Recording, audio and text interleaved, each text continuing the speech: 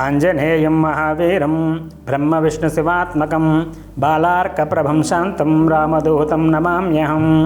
శ్రీ మహాగణాధిపతయే నమో నమః. శ్రీ సరస్వతీదేవ్యే నమః. శ్రీ గురుభ్యో నమః. హరి ఓం. జిఎంకే టీవీ ప్రేక్షకులకు శుభోదయం. నేటి కాలమాన విశేషాలను గమనిద్దాం. స్వస్తి శ్రీ చాంద్రమాన విశ్వావసనామ సంవత్సరం ఉత్తరాయణం శిశిర ఋతువు మాఘమాసం శుక్లపక్షం తేదీ 20/1/2026 బుధవారం మంగళవారం.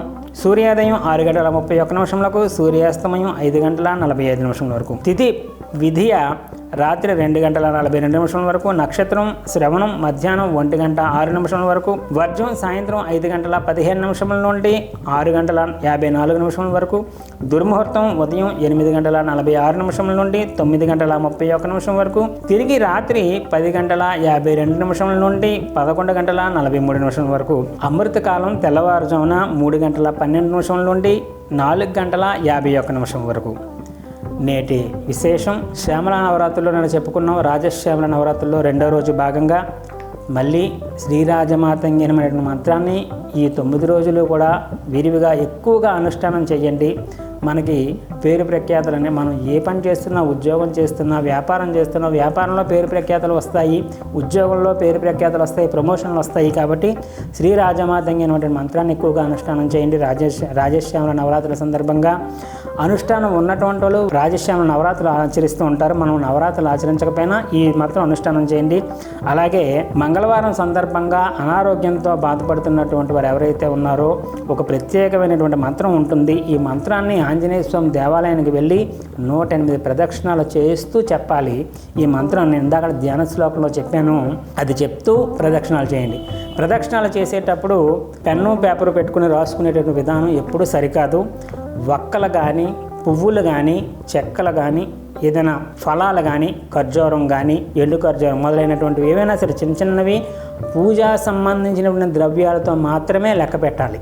మిగతా పెన్నులు పేపర్లు పెట్టుకొని అలా కాకుండా 108 పెట్టుకొని ప్రదక్షిణం చేస్తూ ఉండాలి. ప్రదక్షిణం చేసేటప్పుడు చెప్పుకోవాల్సినటువంటి మంత్రం ఆంజనేయం మహావీరం బ్రహ్మ విష్ణు శివాత్మకం బాలార్క ప్రభం శాంతం రామదూతం నమామ్యహం. ఈ మంత్రాన్ని పారాయణం చేస్తూ 108 ప్రదక్షిణాలు చేయండి. మీకు అది ఎలాంటి దీర్ఘకాలం నుంచి బాధపడుతున్నటువంటి అనారోగ్యమైనప్పటికీ కూడా 108 ప్రదక్షిణాలు కనుక ఇలాగా మీరు చేసినట్లయితే చాలా తొందరగా మీకు అనారోగ్యం నుంచి విముక్తి కలుగుతుంది అనేటువంటి మనకి పరాశర సంహిత చెప్తుంది. కాబట్టి అది చేసేటువంటి ప్రయత్నం చేయండి. అలాగే మంగళవారం సందర్భంగా సుబ్రహ్మణ్యేశ్వర ఆరాధన చేసుకోవడం చాలా చాలా ఉత్తమం. అలాగే పెళ్లి కావలసినటువంటి వాళ్ళు, కుజగ్రహ సంబంధించిన దోషం ఉన్నటువంటి వాళ్ళు కేజింపావు కందిపప్పు కూడా బ్రాహ్మణులకు దానం ఇవ్వడం ద్వారా కుజ సంబంధించిన దోష నివారణకై చెప్పబడుతుంది. రేపటి రోజు 21వ తారీఖు మాఘమాసంలో వచ్చేటటువంటి తదియ నాడు గుడ లవణ దానం అనేటటువంటి చాలా చాలా శ్రేష్టంగా చెప్పబడుతుంది. గుడం అంటే బెల్లము, లవణం అంటే ఉప్పు. ఇవి తదినాడు మాఘశుద్ధ తదినాడు దానం చేయాలట. దీని తాలూకు వైశిష్ట్యం ఏంటో రేపటి రోజు తెలుసుకునేటువంటి ప్రయత్నం చేద్దాం.